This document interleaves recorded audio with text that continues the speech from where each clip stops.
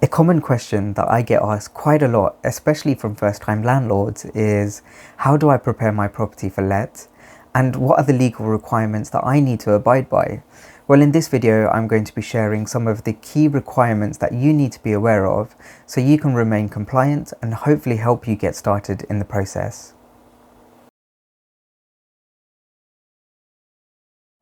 The first key consideration to bear in mind is gaining all of the relevant consent to let from all the relevant parties. So if you are currently living in the property that you wish to let, you may have a homeowner's mortgage on there. So you will need to get consent to let from the lender before you let your property. Also, you may want to consider transferring your mortgage product over to a buy-to-let mortgage, especially if you're looking to rent out the property for a longer period of time, as generally the consent to let on a homeowner's sort of mortgage policy is generally only for a couple of years. So if you're looking to do this for a longer period of time, it's worth getting that mortgage product transferred over to a buy-to-let mortgage. You will also need to get a consent to let from your freeholder if your property is leasehold, as many of the leases contain sort of T's and C's in there to say you can't sublet the property. So again, just ensure that you get the relevant consent to let from your freeholder. The second key consideration to bear in mind is having the relevant insurance on your property. So again, if you live in the property at the moment, you most likely have a normal sort of homeowner's policy on your property there.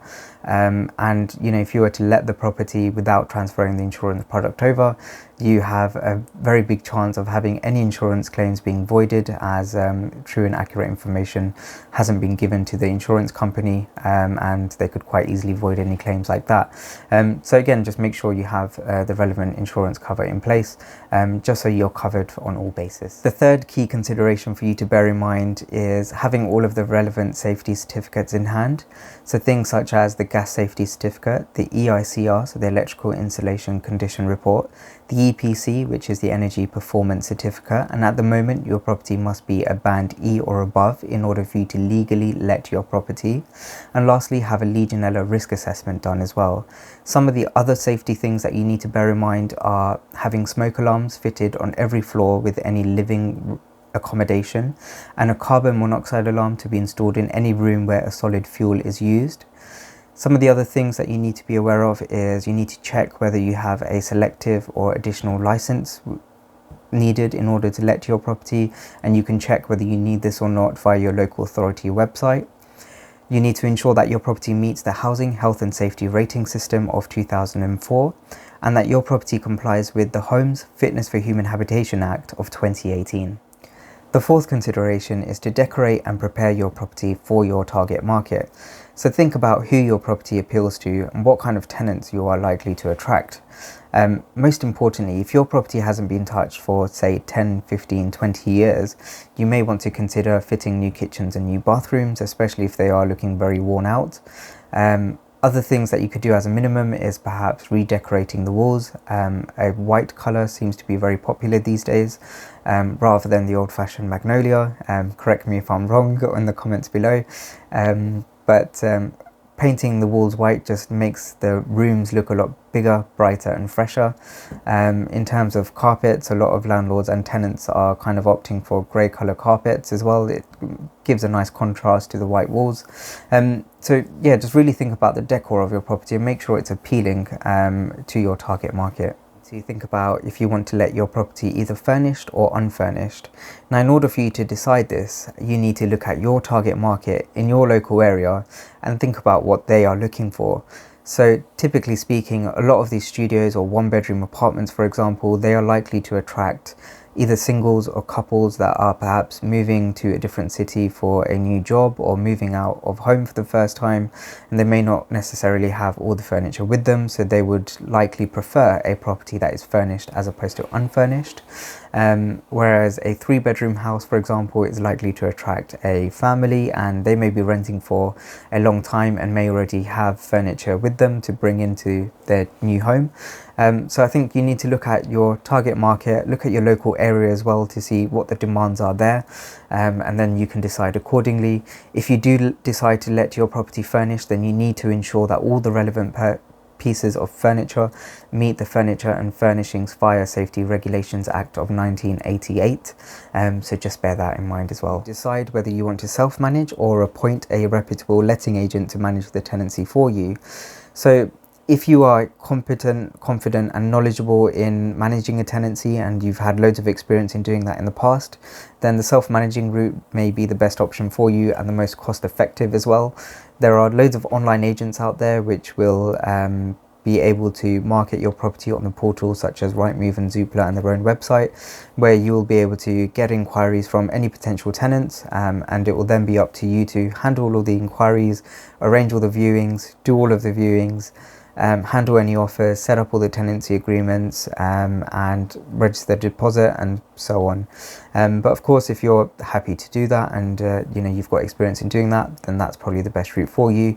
Open rent is a very popular one that I see on a lot of the Facebook forums, which a lot of landlords recommend. So perhaps check those out.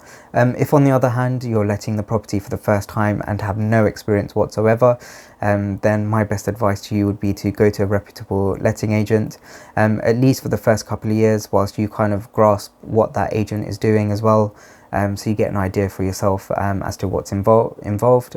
You may decide just to have a complete hands-off approach and just leave it all to the agent to deal with, so you're not picking up the phone to the tenant at sort of 2-3 o'clock in the morning for silly little things sometimes.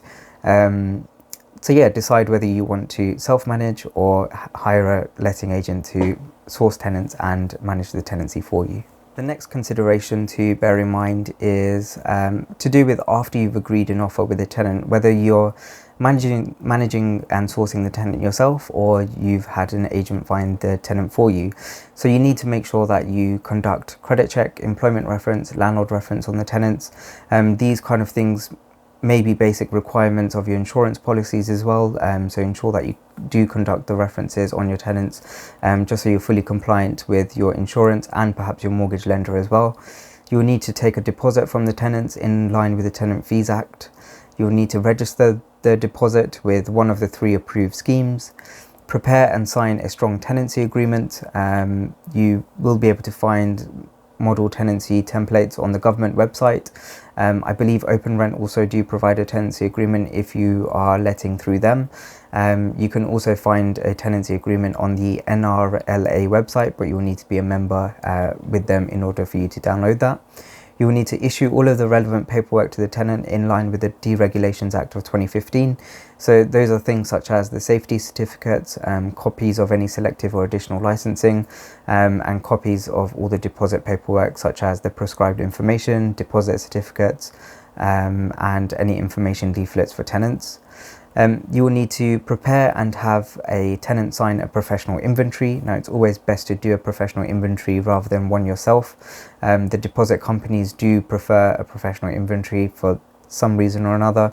They are a lot more descriptive, loads of photographs. I've seen some inventories, even just for 1 or 2 bedroom flats, be sort of 60, 70, 80 pages long. So that's how kind of in depth they do go. So make sure you do have an inventory. You'll need to check in the tenants when they first move in. So hand over the keys, make sure you sign off any last bits of paperwork, show the tenants, where everything is, such as the meters or, how to work, sort of the thermostat and the boiler, those kind of things. You'll also need to make notes of any opening and closing meter readings for your utilities. So you can make sure that your account is closed and that the new account is open for the new sets of tenants. The last consideration to bear in mind is how to choose or instruct the best or the most reputable letting agent to source new tenants or manage that property for you. So some of the things that you will need to check is make sure that letting agent is either registered with the Property Ombudsman or the Property Redress Scheme.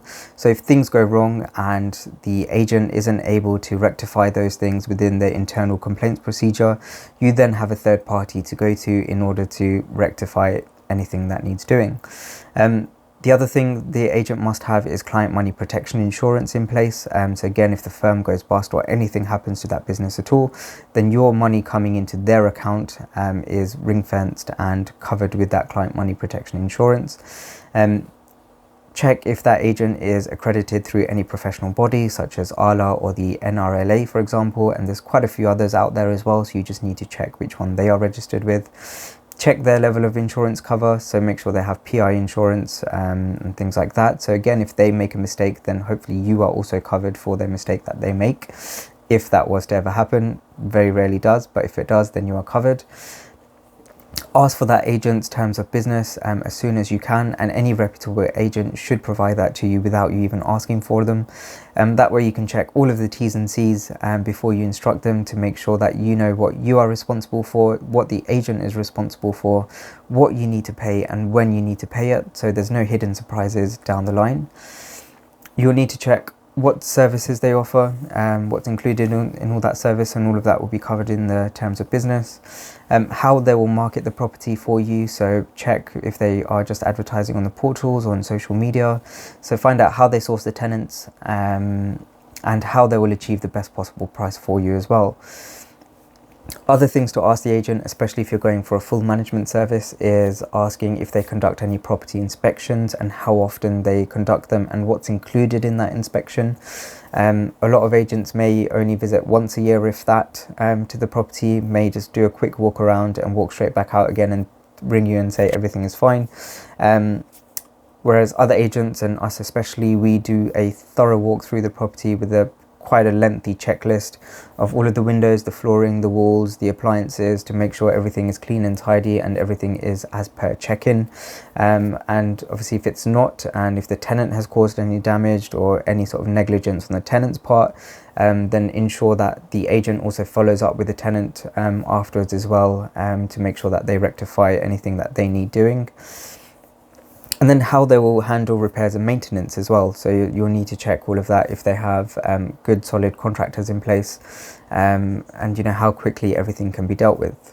Those are the main things, I think. So if you can ask all the right questions, check their terms of business, try and get recommendations where you can, look at their reviews if not. So those have been some of my top tips, so to speak, or just giving you some guidance on how to prepare your property for letting and what legal requirements that you need to be aware of. Now, this isn't by far an exhausting list of everything that you need to know. There's plenty more out there that you need to do your own research on, but hopefully it gives you a good idea as to what you are responsible for and what you need to do. And gives you a good starting point at least. If you have any further questions, then feel free to contact me. Otherwise, we wish you the best of luck on your property investing journey.